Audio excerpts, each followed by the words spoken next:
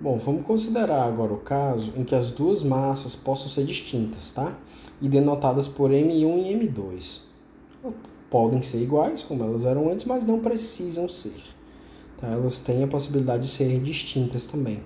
Bom, nesse caso, o momento linear total será Pzão, né? P maiúsculo, é igual a M1 dr1 dt mais M2 dr2 dt, certo? E isso é igual a M1 mais M2 ddt de M1R1 mais M2R2 dividido por M1 mais M2. O que foi que eu fiz dessa vez?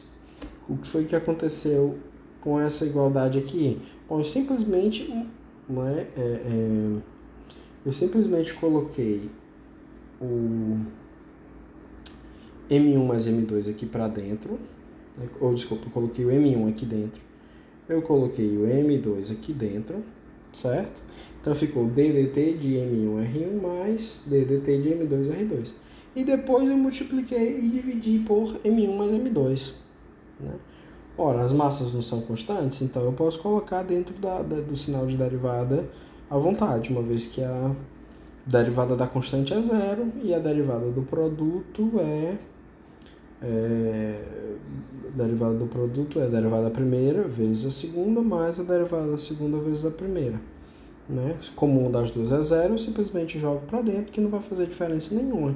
E agora eu defino uma nova massa total e um novo vetor R, né? Que agora não é mais necessariamente o ponto médio, né? Então, quem é que é a minha massa total? Agora ela é M1 mais M2, e o vetor posição do centro de massa agora vai ser M1R1 mais M2R2, tudo isso dividido por M1 mais M2, que é esse cara aqui, né? E como o R é um vetor, podemos determinar cada um de seus componentes por meio das equações 8.18. Quer dizer, se eu escrever, por exemplo, se eu disser que esse cara aqui é um vetor, e ele pode ser escrito como x na direção y, mais y na direção j, mais z na direção k. Que aliás está escrito bem aqui. Certo? Bom, eu também posso lembrar que o R1 pode ser escrito como x1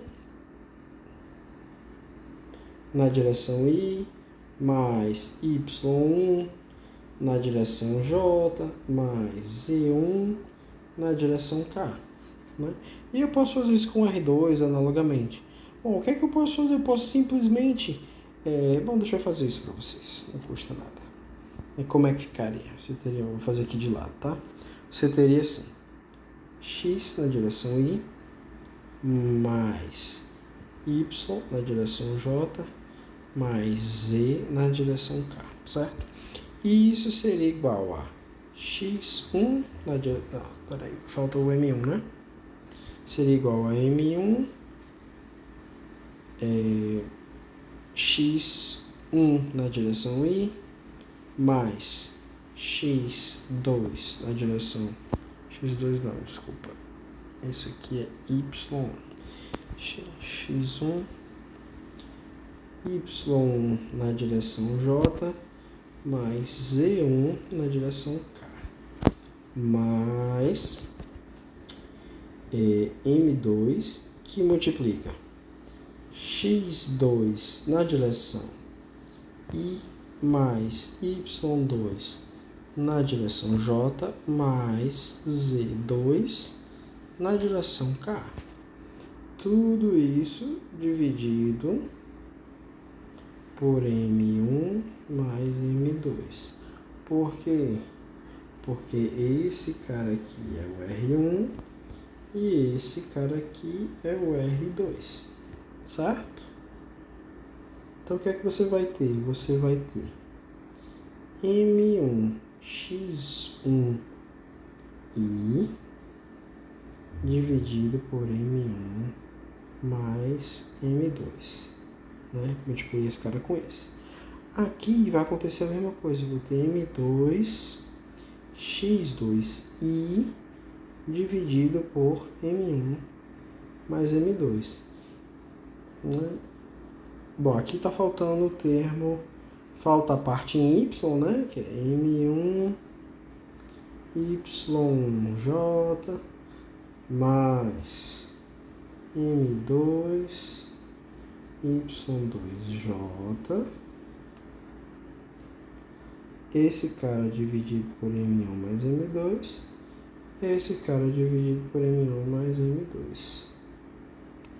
E se você quiser, bom, se não quiser também, não tem jeito aqui, também é necessário somar a parte em Z. Então vai ficar M1 Z1K, todo mundo divide por M1 mais M2, mais M2Z2K, todo mundo divide por M1 mais M2, tá? E aí, bom, aqui eu posso colocar o I em evidência. Se eu colocar o I em evidência, vai ficar assim, né? Se eu colecionar os termos que estão na direção I, vai ficar M1x1 mais M2x2. E eu agora posso colocar, como está todo mundo no mesmo denominador, posso colocar aqui em evidência M1 mais M2. E isso aqui vai dizer mais, aí vai ficar também M1y1 mais M2y2 dividido por M1 mais M2, todo mundo multiplicado por J. E por último, a mesma coisa para o Z. M1 Z1 mais M2 Z2, tudo isso dividido por M1 mais M2 na direção K. Ora, mas isso aqui é igual, como a gente já tinha dito antes, a coordenada x do centro de massa na direção I, mais coordenada y do centro de massa na direção J, mais coordenada z do centro de massa na direção K. Bom, para isso ser verdade, é porque esse cara aqui é o x, esse cara aqui é o y, e esse cara aqui é igual a z. Né? E foi esse cálculozinho que eu pulei e fui direto para a definição das componentes do centro de massa. Então, o x do centro de massa de duas partículas M1 e M2, x1M1 mais x2M2, dividido por M1 mais M2. E se as duas partículas tiverem a mesma massa? Bom, aí não teria esse 1 nem esse 2 aqui, todo mundo seria M, eu só precisava cortar esses dois caras aqui. Ia ficar x1M1 mais x1 mais x2 dividido por 2. Daria simplesmente o ponto médio. Como não é esse o caso, vamos deixar aqui o caso mais geral, certo? E como é que eu interpreto isso? Bom, o centro de massa é um ponto que está aqui no espaço, certo? Esse ponto no espaço, ele tem uma coordenada x. Está aqui a coordenada x dele. Quem é essa coordenada x? É x1m1 mais x2m2, dividido por m1 mais m2. Esse ponto do espaço, ele tem uma coordenada y. Quem é essa coordenada y? y1m1 mais y2m2, dividido por m1 mais m2. E a mesma coisa para a coordenada z, certo? Tá? Então, isso é uma forma de você ver o centro de massa como um vetor, né? E você entender que essa definição vetorial por centro de massa, ela também pode ser reduzida a uma definição das componentes, tá? É fácil você separar em componentes, tá?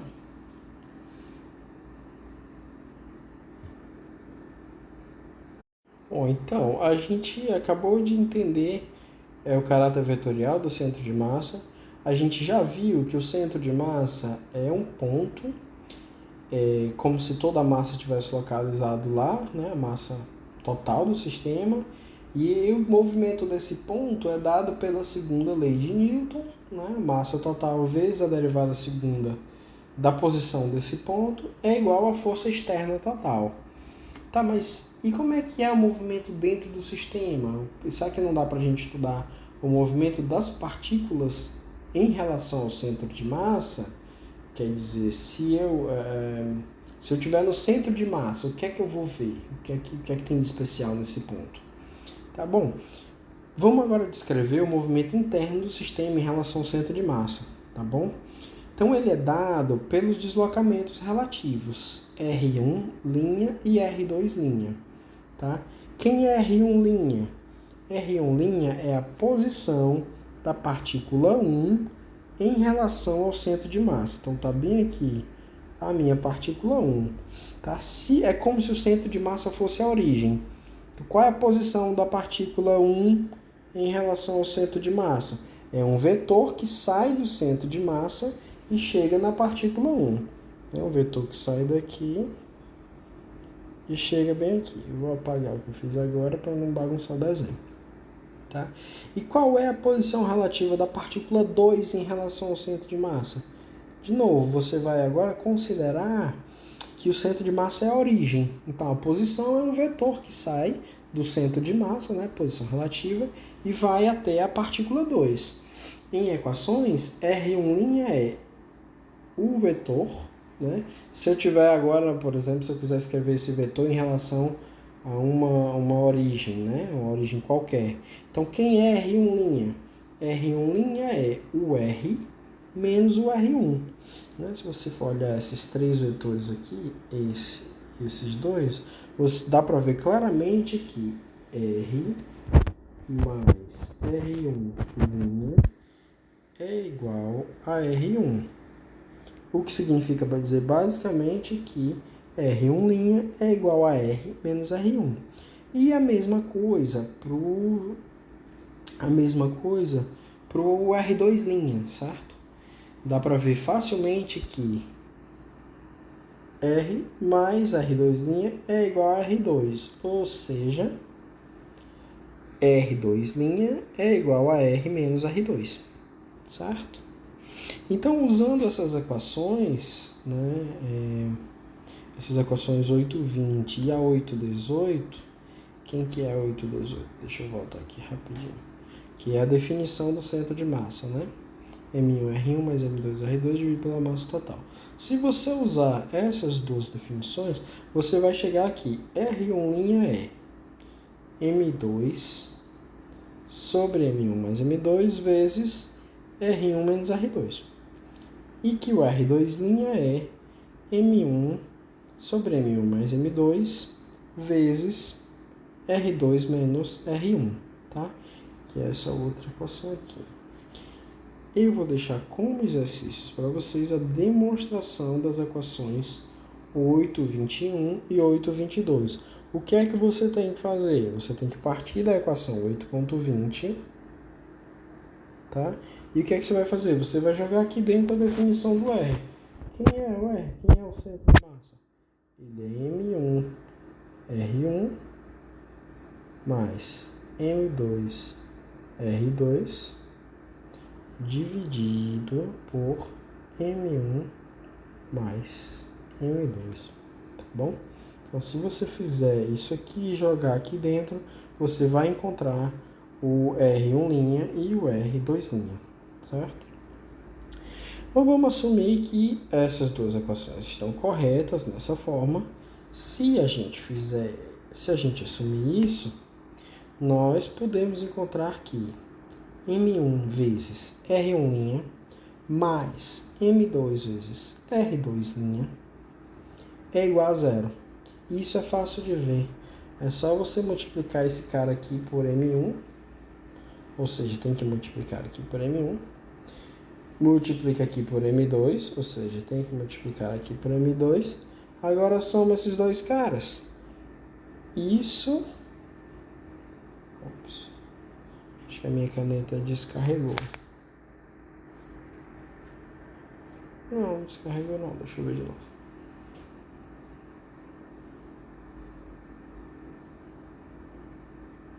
Bom, então voltando, dá para você ver que se eu multiplicar R1' por M1 e o R2' por M2 e somar os dois, dá para ver que esses dois caras, né, esse e esse são fatores comuns, tá?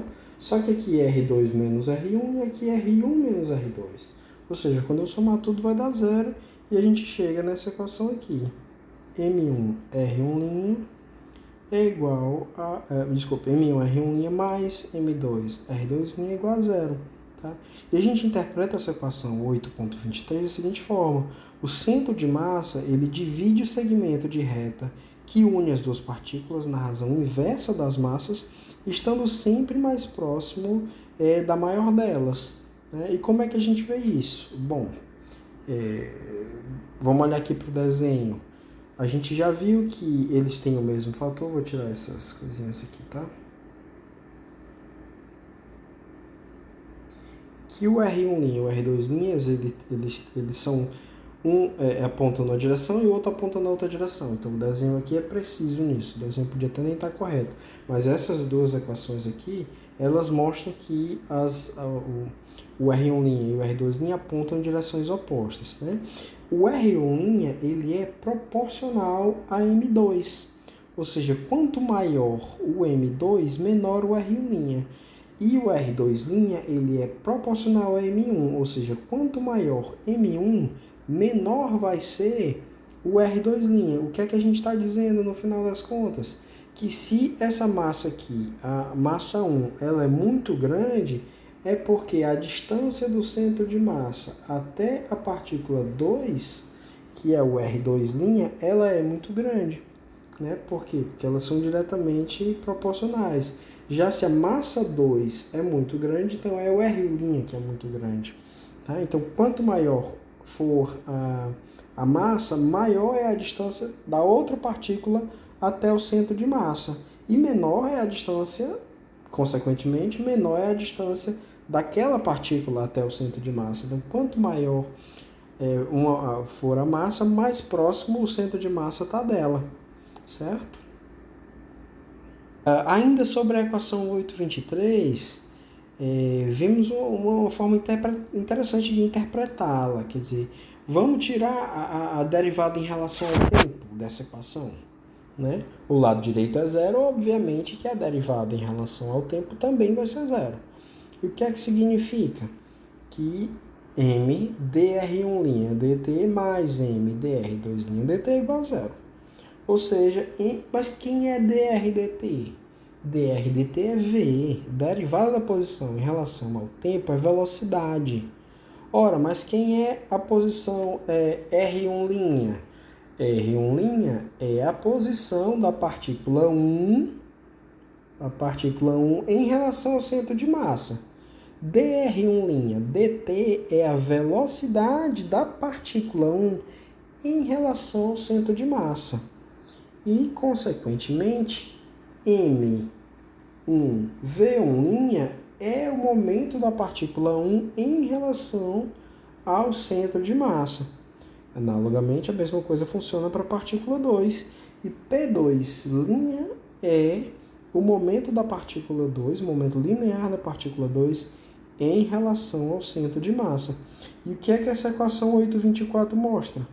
Ela mostra que o momento linear total em relação ao centro de massa é zero, é nulo.